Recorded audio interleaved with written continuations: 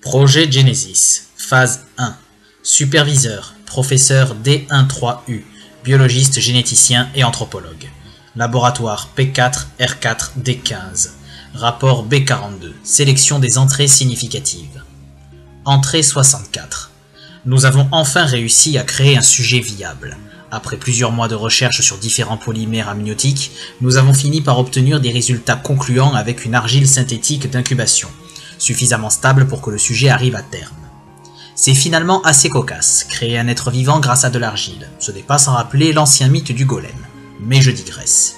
Nous n'en sommes qu'au point de départ. De nombreux tests doivent encore être effectués. Entrée 72. Nous avons sorti le sujet du caisson. Il est toujours maintenu en état de stase, mais ses constantes laissent présager le meilleur.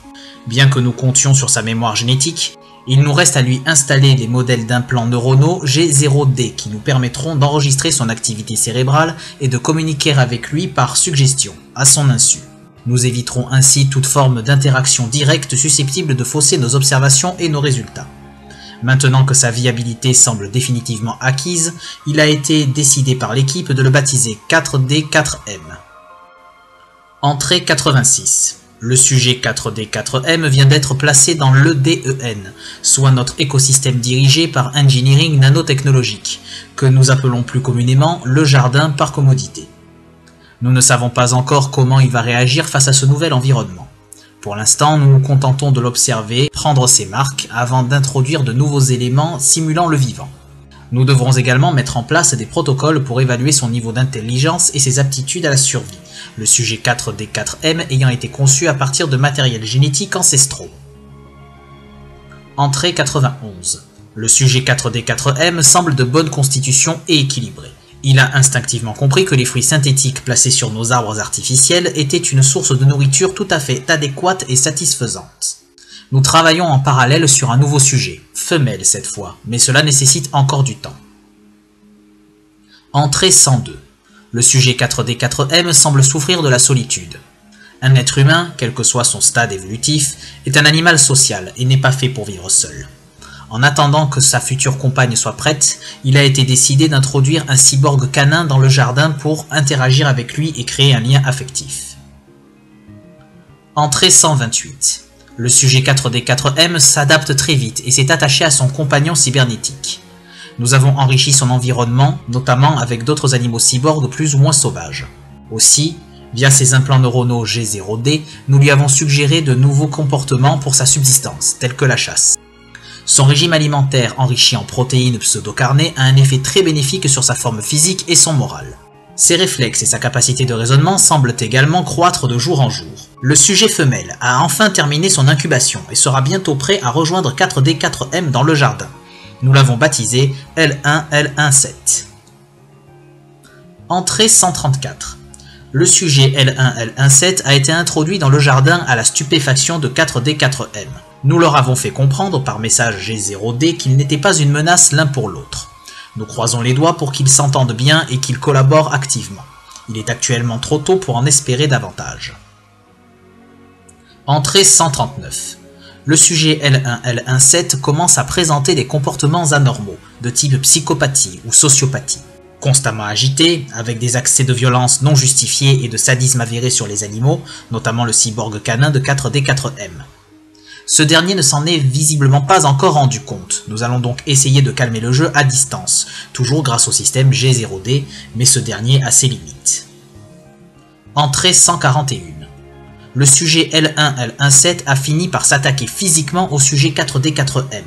Nous avons dû intervenir. 4D4M a été anesthésié et L1L17 abattu, puis incinéré dans notre 3NF3R. Heureusement, 4D4M ne présente que des blessures mineures, quelques contusions et une côte fracturée.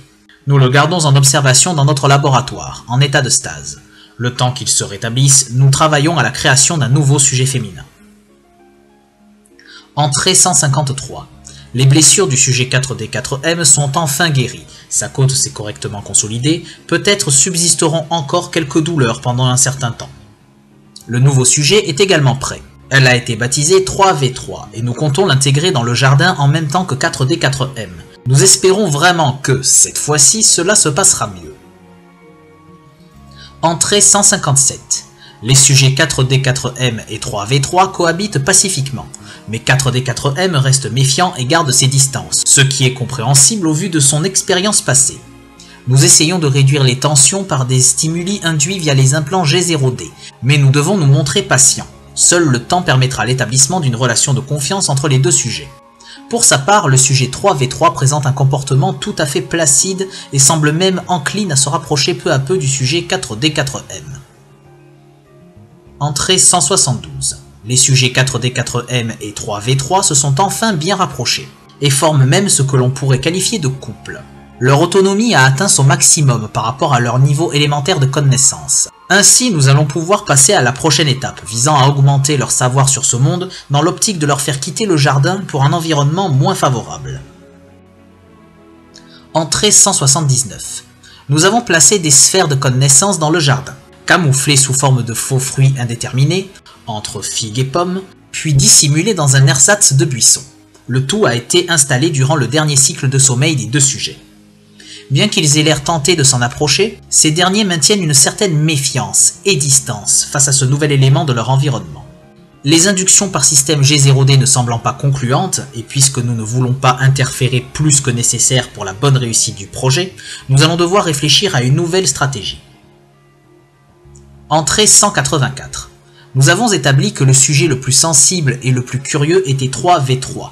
Mais puisque l'attraction ne semble pas fonctionner, nous allons au contraire utiliser la répulsion en misant, là encore, sur la mémoire génétique. Plus précisément, nous avons prévu d'instrumentaliser les phobies ancestrales et innées à l'humanité pour approcher le sujet 3V3 des sphères de connaissance dans un premier temps, en espérant qu'elle entraînera le sujet 4D4M par la suite. Entrée 186. La peur des serpents étant quelque chose de commun chez les primates, c'est cette forme qui a été sélectionnée.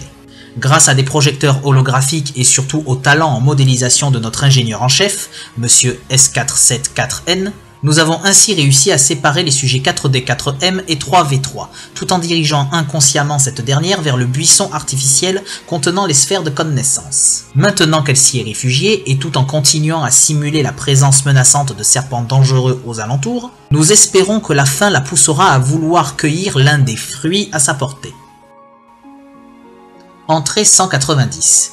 C'est un succès. Le sujet 3V3 est devenu avide de savoir et ne cesse de revenir au buisson pour apprendre la nature du monde qui l'entoure par contact télépathique avec les sphères de connaissance. Le sujet 4D4M, quant à lui, reste encore réticent. Mais sans nul doute, le sujet 3V3 finira par le convaincre. Entrée 201. Les sujets 4D4M et 3V3 ont tous deux terminé l'accumulation des connaissances nécessaires à leur future évolution technologique et culturelle, prérequis indispensables pour leur survie en dehors du jardin. Nous ne pouvons néanmoins pas leur dévoiler leur origine ni la nature artificielle de leur environnement. Ce serait trop brutal et pourrait conduire à un traumatisme ou des désordres psychologiques plus ou moins sévères.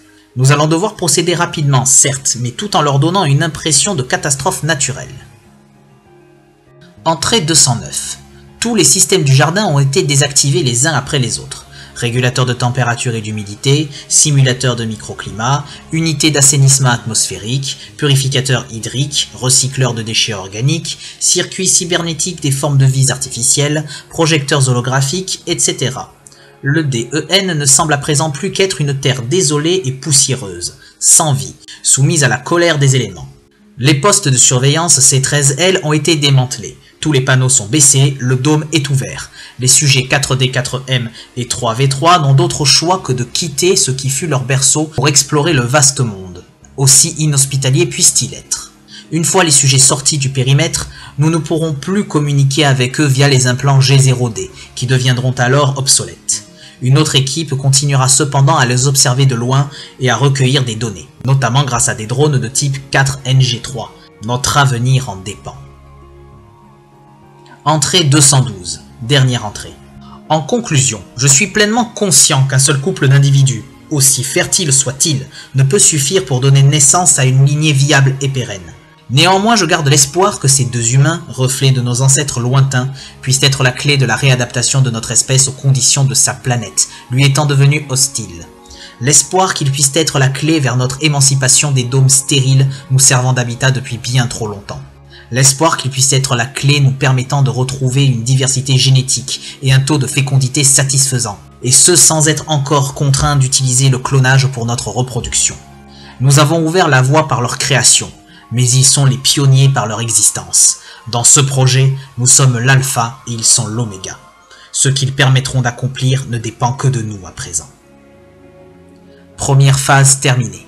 Arrêt du protocole, code J7. Fin du rapport.